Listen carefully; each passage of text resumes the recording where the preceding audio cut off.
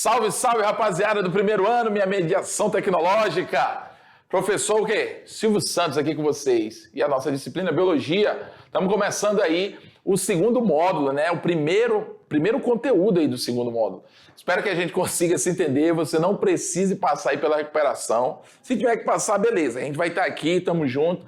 Mas faz um esforço, presta atenção e mata logo a charada na primeira oportunidade, beleza? Nós vamos entrar agora num assunto, num conteúdo, né, da biologia que eu particularmente eu curto muito, né, um dos meus assuntos preferidos, que é a parte da célula. Eu adoro falar de célula, eu gosto das funções celulares, dos componentes celulares que tem. Na verdade, foi a curiosidade por ver uma célula que me levou a curtir a biologia, né? Aquela coisa de querer olhar no microscópio, eu achava aquilo muito legal. Minha mãe trabalhava nesse ambiente de hospital e sempre que eu ia com ela, pequena, eu via aquele microscópio ali no laboratório e eu pedia para olhar e eu ficava fascinado com aquilo.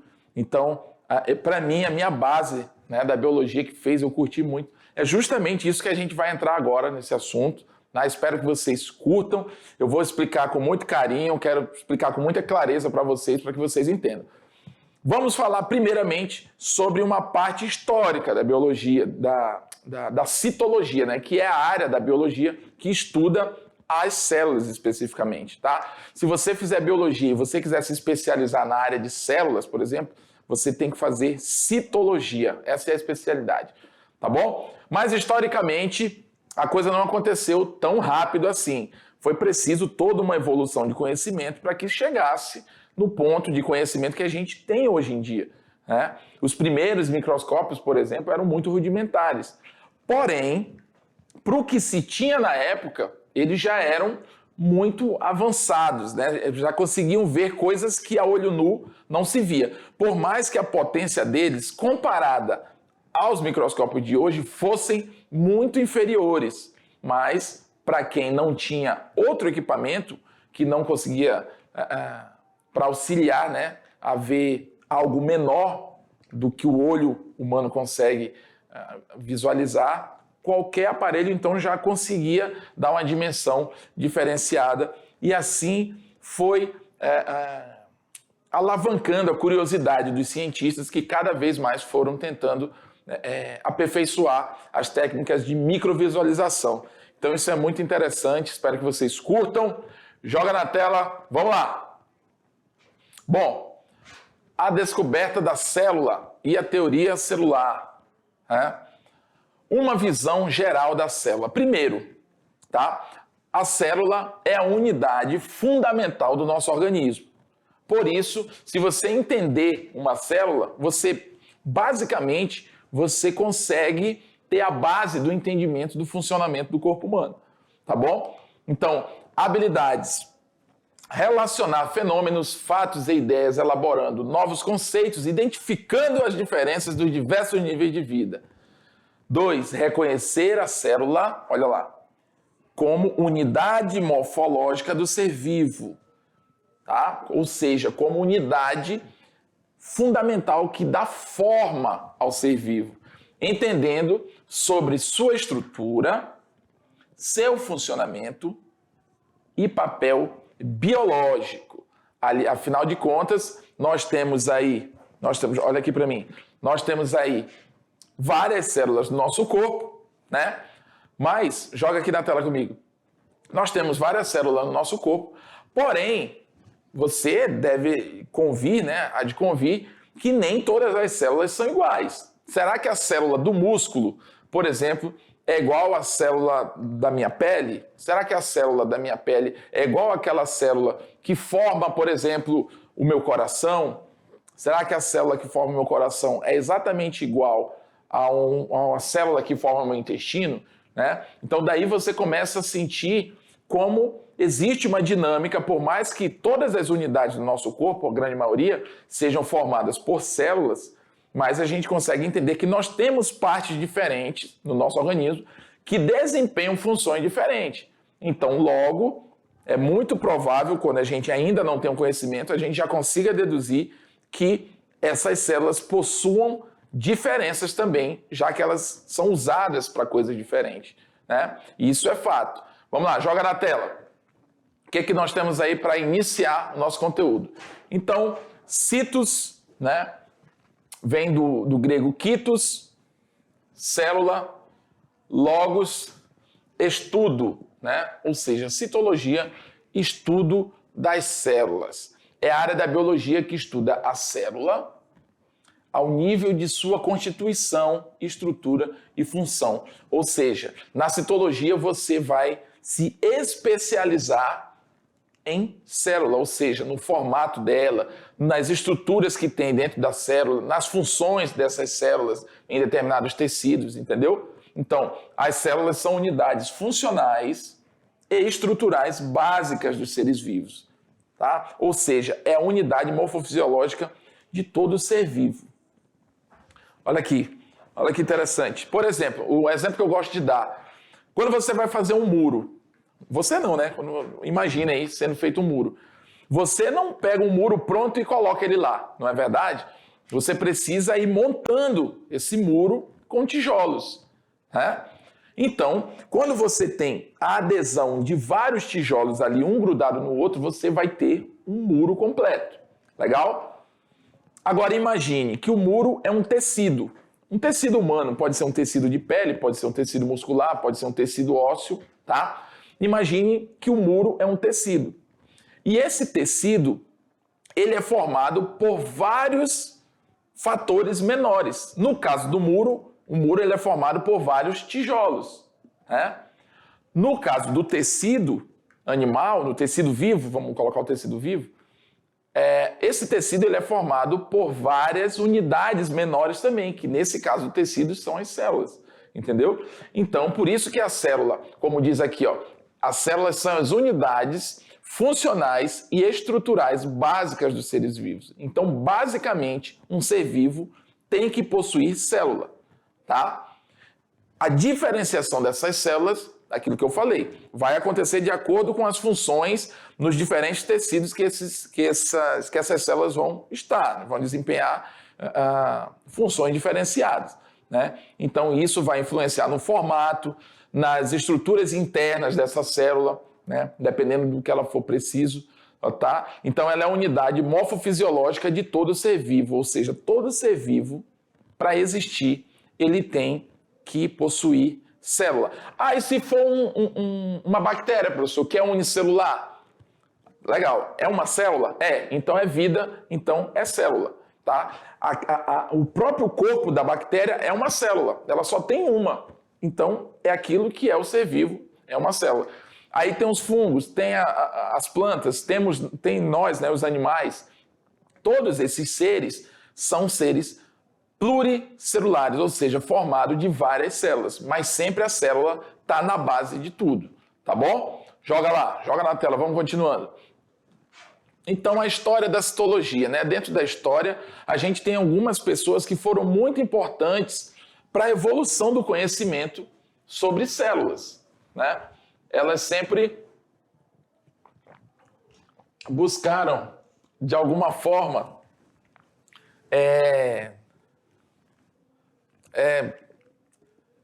gerar conhecimentos sobre o assunto, né? Através de curiosidades mesmo. Por exemplo, Robert Hooke, né? Aí no século XVII, né?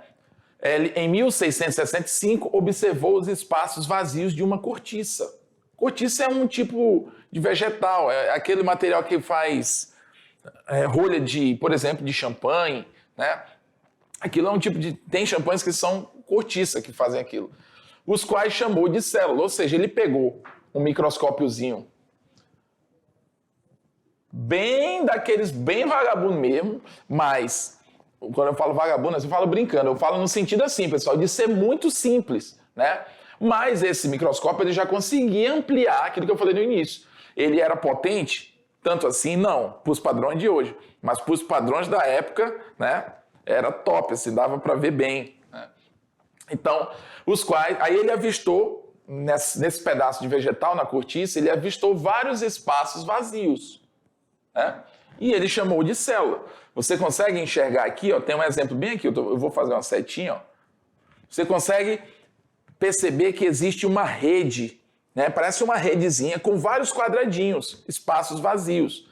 E isso é uma visão do microscópio. Então ele chamou isso de quê? De célula, que é pequeno, é como se fosse o diminutivo de célula, né? Eram pequenas células, por elas serem quadradinhos fechados. Hans e Zacarias Janssen, no ano de 1590, ou seja, ainda antes do Robert Hooke, inventaram um aparelho de duas lentes que chamaram de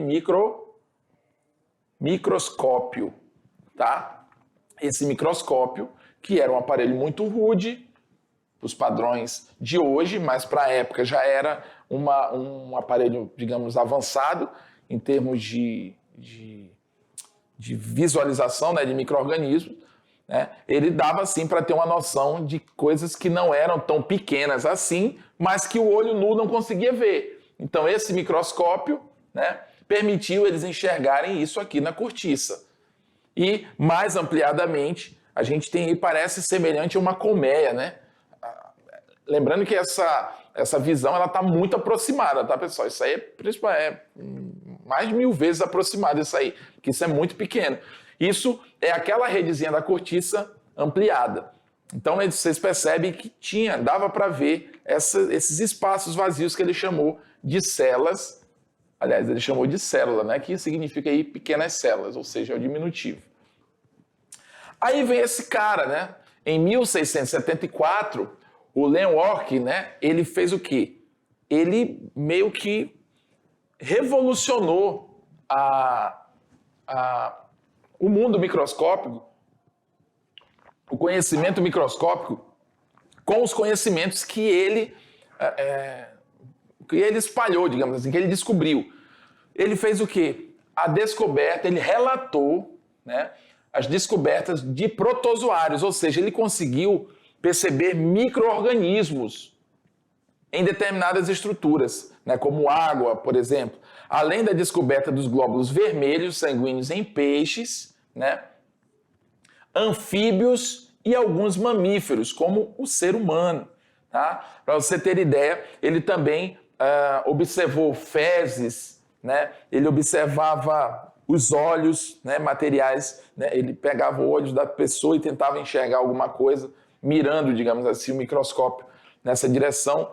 E, assim, ele passou a descrever ou desenhar determinadas estruturas vivas que ele via, né? Ou seja, ele conseguiu perceber que existia um mundo microscópio. Então, o Anthony von Leeuwenhoek, ele foi muito importante, ele é considerado aí, por exemplo, o pai da microbiologia, né? Ele também desenvolveu o quê? Uma série de microscópios e lentes especiais, entre outras contribuições.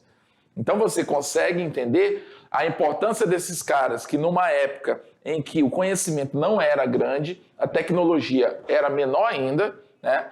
Eles conseguiram dar um start, eles conseguiram catalisar uma série de conhecimentos que viriam a ser mostrados para o mundo a partir da curiosidade deles. Então, de início, os glóbulos vermelhos não foram considerados como células, uma vez que para Leeuwenhoek, né, essas células pareciam deficientes de compartimentos básicos. As células sanguíneas, os glóbulos vermelhos, pessoal, elas são células diferentes, elas não são células que têm uma morfologia típica, como a gente conhece, da célula comum. Embora ela seja uma célula. Para você ter ideia, ela é uma célula anucleada, né? Ou seja, ela não possui ali o núcleo, mas ela é sim uma célula humana. Uma célula animal, vamos dizer assim, porque não é só o humano, né, que tem. Então, logo de cara, eles não tinham muita informação para definir que tipo de célula era aquilo, enfim. Mas como ele achou aquilo no sangue, ele chamava de célula do sangue. Tá bom? Então, como diz aqui, não foram consideradas como células, uma vez para levar que essas células pareciam deficientes. Ou seja, né, já é o contrário aqui do que eu falei. Por ela possuir um formato diferenciado, ele não chamava ela de células, porque você pode perceber, realmente, ela não tem aquele espaçozinho, por exemplo, como tinha a cortiça lá. Então, ele não considerou assim, mas ele achou uma estrutura ali que viria a ser a célula. Além disso, não existia sequer a hipótese de que os tecidos fossem estruturados totalmente por célula. né? Aquilo que eu acabei de falar sobre a questão, olha aqui para mim, aquilo que eu falei sobre a questão de os tecidos serem formados por célula, ainda não existia esse conhecimento aprofundado, né? Ele achava, ele tinha suas descobertas, mas ainda não tinha um conhecimento mais amplo para associar de que a formação de todo o tecido era proveniente fundamentalmente de células, né? Então, além disso, não existia sequer a hipótese o quê? A hipótese de que os tecidos fossem estruturados totalmente por células. Então, o que a gente vai ter aqui? A gente tem um estômago, né? A gente tem um intestino, a gente tem aqui o fígado, esse marronzinho é o fígado, esse aqui, né? Está um pouquinho aqui distante para eu ver, mas esse aqui está aparecendo o próprio estômago. Por trás dessa porção aqui, a gente vai ter o pâncreas, mais embaixo tem o intestino delgado, e esse intestinozinho aqui, ó, que ele vem delineando pela lateral, ele chama o intestino grosso, né? E aqui a gente tem o sigmoide, que vai, né, desemboca no ânus. Então, todo tipo de célula, dependendo de onde ela está, ela vai ter um tipo de funcionamento, ela vai precisar de um tipo de estrutura. Tá? Joga na tela aí. A gente tem o quê? Aqui, eu chegando mais perto, né, essas células do nosso estômago, por exemplo, o nosso estômago ele é um ambiente muito ácido. O ácido mais ácido, um dos ácidos mais ácidos que existe, se encontra no nosso estômago. Um dos ácidos mais ácidos que existe encontra no nosso estômago, ele derrete qualquer coisa que tu conseguir comer. Que chegar lá ele vai derreter, que é o ácido clorídrico, que tem um pH ali aproximado de 2, né, 2,0. Então isso é muito ácido, né? Então, as células que formam esse órgão, que possui esse líquido tão ácido, ela vai ser uma célula normal? Vai ou não vai? Não, porque é muito ácido, então tem que ser uma célula mais resistente daquele ambiente, não é verdade? Né? Então, para vocês terem uma ideia, o estômago ele é formado por vários tecidos para ele poder suportar o próprio ácido que ele produz, entendeu? Então, no final da década de 1830, o cientista alemão Matthias Jakob Schneider dedicou-se aos estudos da estrutura e fisiologia das plantas, determinando também que todas as plantas apresentavam organizações celulares. Então vocês conseguem perceber que foi se adquirindo uma ideia comum de que todo o ser vivo era feito de célula, não importa qual o ser vivo. Todo ser vivo é formado por um tipo específico de célula. No caso dos seres vivos, de uma forma geral, como eu já falei, são todos por células eucariontes, menos os moneras, tá? Todos os grupos de seres vivos, só os moneras são procariontes. Os outros são eucariontes. Então, mas independente de qual seja o ser vivo, né, o Schneider aqui, por exemplo, ele pesquisando as plantas, ele também percebeu que as plantas, por mais que elas não fossem animais ali que se mexem, que andam para lá e para cá, mas elas também eram formadas por células. E Theodor Schwann, médico dedicado ao estudo da anatomia dos animais, estendeu a teoria de Matthias aos animais, formulando a hipótese de que todos os seres vivos são constituídos por células, a teoria celular, construindo a base, acabei de falar, da teoria celular, que diz o quê? O que diz a teoria celular? Se liga a isso, hein? Às vezes o Enem vai te chamar na teoria celular sem te explicar o que ela é, tu vai ter que saber. O que diz a teoria celular? Todo ser vivo, é uma coisa bem básica, mas é bom tu saber. Todo ser vivo é constituído de células. Uma célula só surge de outra pré-existente. Lembra da biogênese? Biogênese, isso aqui é o conceito de biogênese. Todas as reações metabólicas ocorrem no interior das células. Ora, se as células, são a unidade fundamental do nosso organismo, então a gente sabe que toda a reação metabólica vai acontecer no interior dessas células. Tá bom? Isso é tanto para os animais, né? Os animais racionais, os seres humanos, os vegetais, os próprios, sei lá, os insetos, tudo, enfim. Animais já está abrangendo tudo, né? No caso aí de insetos também, tá?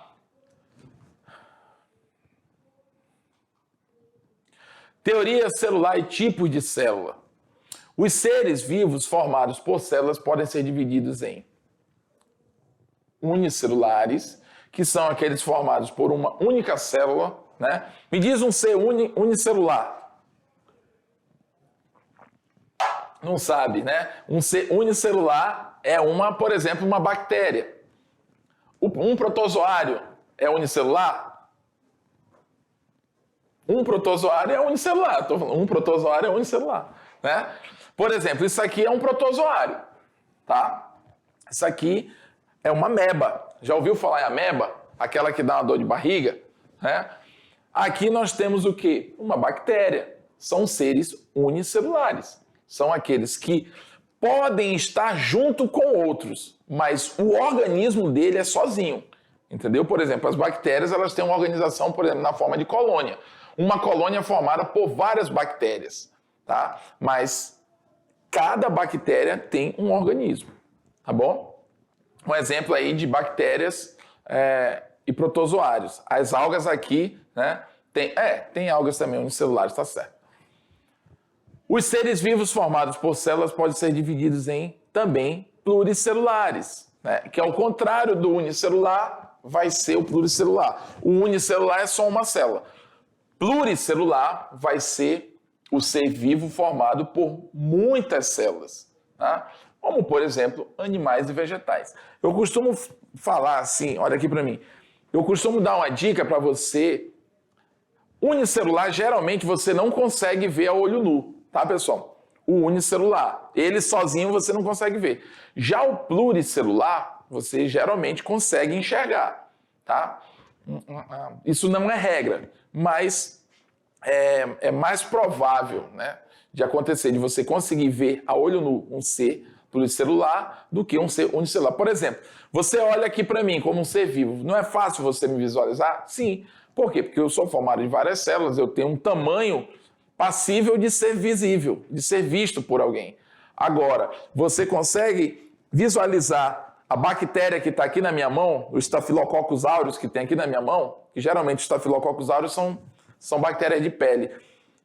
Com certeza eu tenho Staphylococcus aureus aqui na minha pele. Você consegue enxergar? Por mais que eu mostre para você com detalhes, você não vai conseguir enxergar, porque eles são seres unicelulares. Então, dificilmente você vai conseguir enxergar. Existem aqueles seres unicelulares que são, proporcionalmente falando, eles são maiores do que as bactérias, mas não quer dizer que eles sejam grandes. Como por exemplo, existem protozoários que são bem maiores do que a bactéria, mas ainda assim eles são muito pequenos para a gente conseguir visualizá-los, tá bom? O próprio ácaro, ele é um ser relativamente grande. Em termos de mundo microscópio, o ácaro ele é um ser grande, né?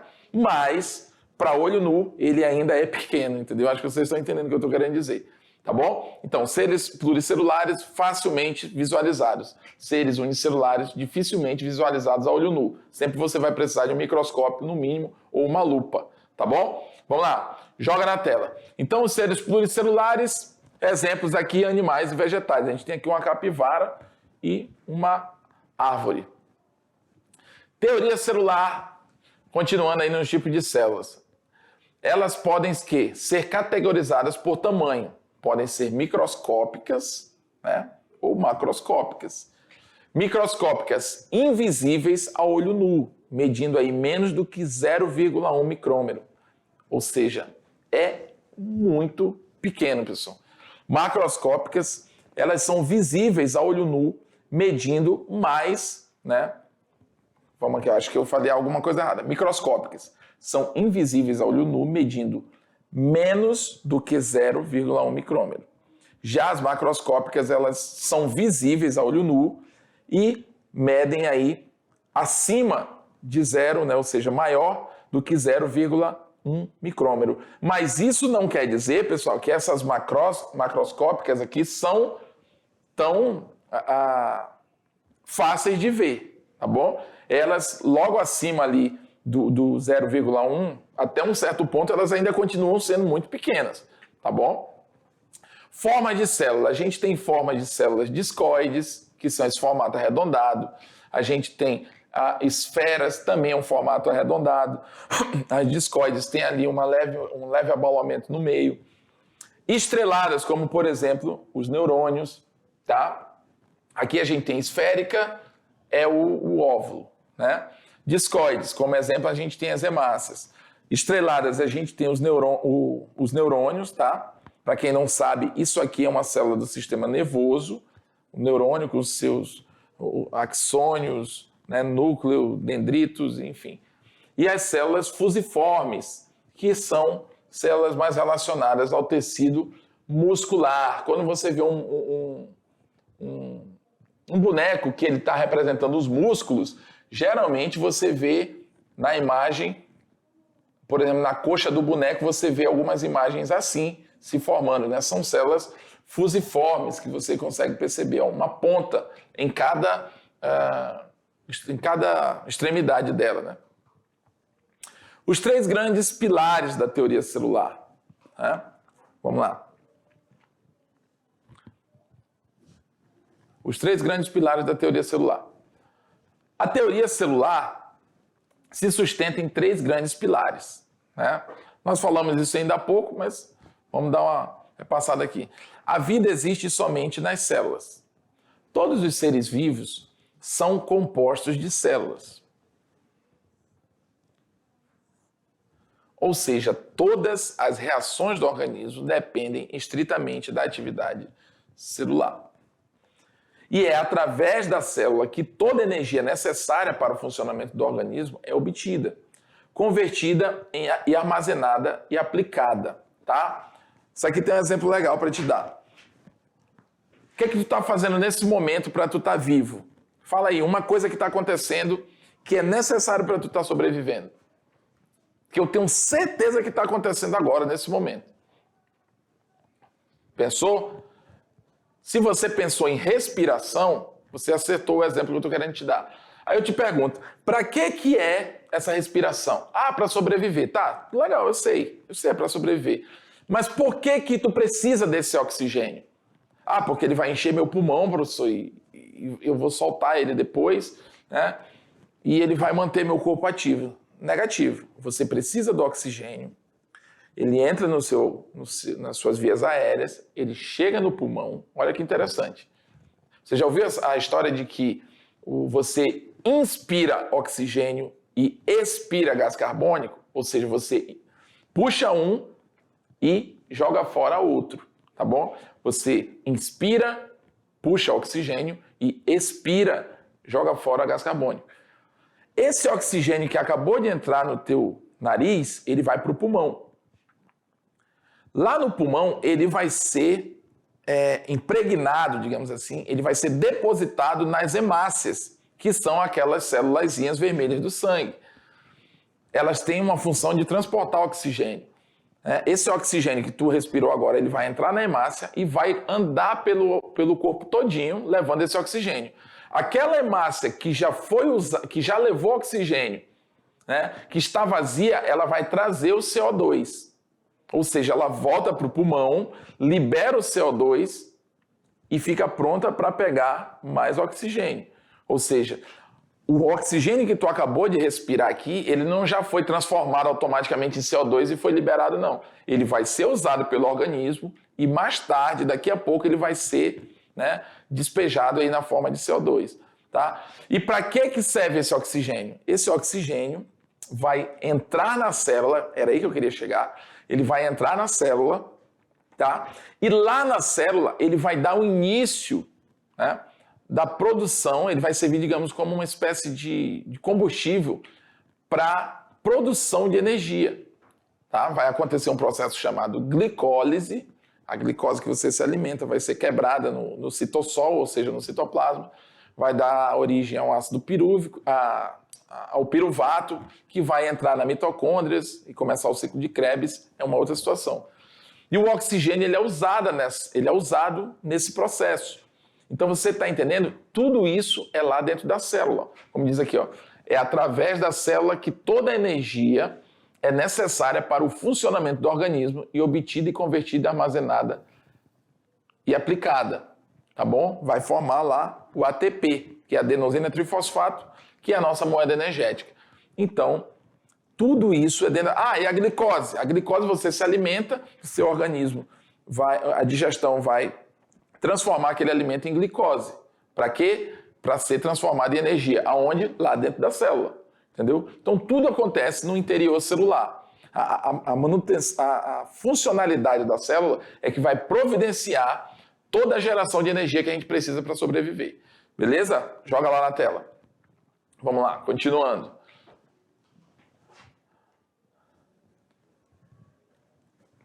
Aqui a gente tem um desenho, né? Uma figura.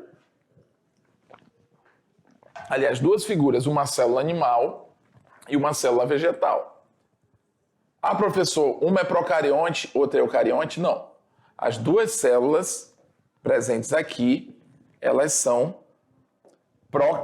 eucariontes, porém uma é animal e outra é vegetal. O que basicamente é a diferença entre elas? É o formato. As células vegetais elas têm uma morfologia um pouco mais característica, digamos, é como se ela fosse mais organizada, o formato dela. Já a célula animal, ela é mais sem um formato definido, tá bom? Então, a célula vegetal tem o cloroplasto, que é o que possibilita os vegetais realizarem a fotossíntese, tá? Mas vocês conseguem perceber. E o vacúolo também, né, da célula, na célula vegetal, ele é mais expressivo, né? Mas, enfim, as células provêm somente de células pré-existentes. Olha aqui a biogênese aqui, chegando aqui na teoria celular. Uma célula se origina apenas da reprodução de outras células, havendo assim a transmissão de material genético. Então isso aqui para a gente é mais batido do que qualquer coisa.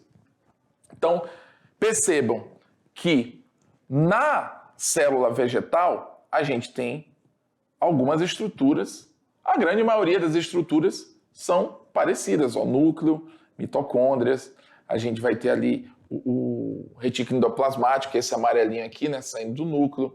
A gente percebe algumas diferenças, porém, são mais semelhanças do que diferenças, entendeu? E elas têm a membrana bem definida. No caso da célula vegetal, ela tem a parede vegetal, né, não é uma membrana plasmática comum, ou seja, ela é mais rica, ela é mais forte, aliás, ela é mais rígida, né? Ela é feita ali de celulose, então ela tem uma estrutura bem mais forte, digamos assim.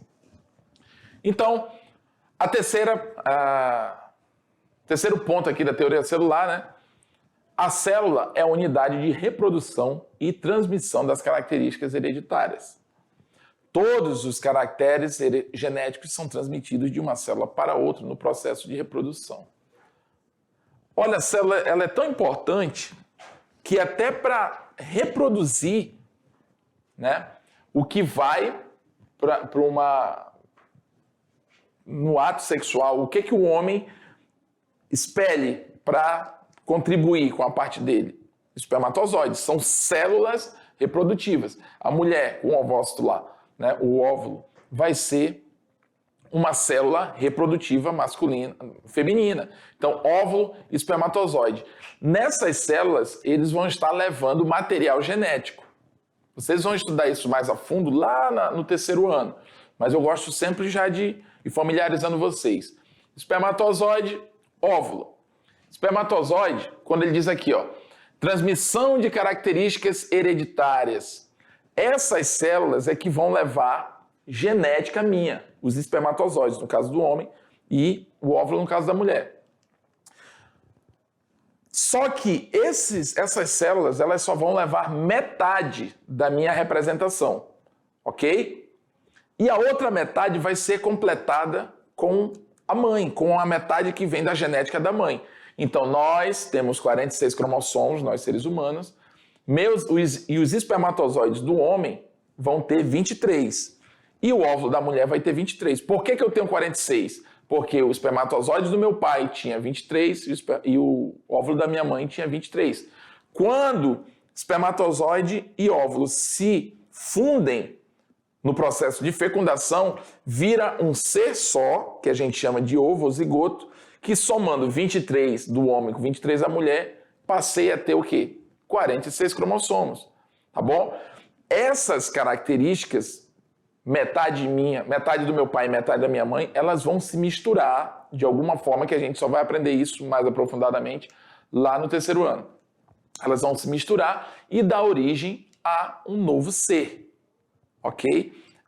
Essa célula ovo vai começar a se proliferar e vai dar origem a uma nova pessoa, que no caso, né, foi eu, né, como filho do meu pai e da minha mãe. Então eu vou ter a semelhança do meu pai e da minha mãe.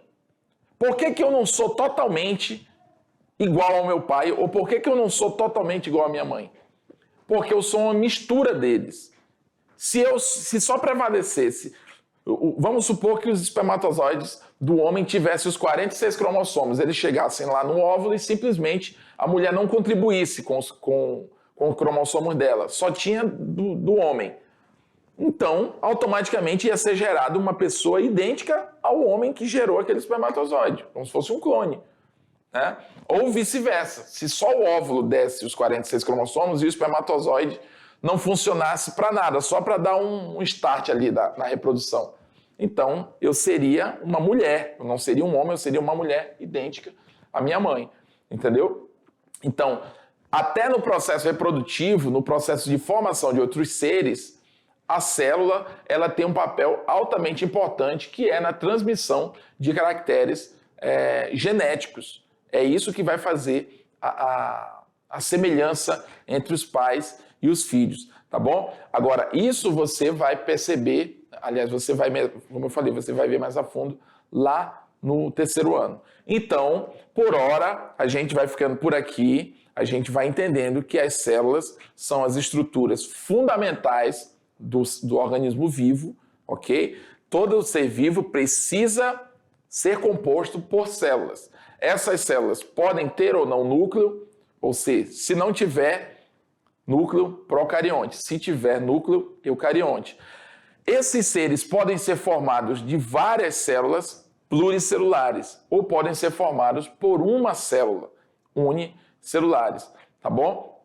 E esses seres vivos, ou seja, as células, precisam obrigatoriamente ser provenientes de um outro ser vivo, né? A célula não surge do nada, ela vai surgir de um ser que deu origem a ela, que vai corroborar, ou seja, vai contribuir com aquilo que a gente já viu, vai tipo comprovar que a teoria da biogênese é realmente o certo para a gente acreditar que toda vida vem de uma outra vida pré-existente.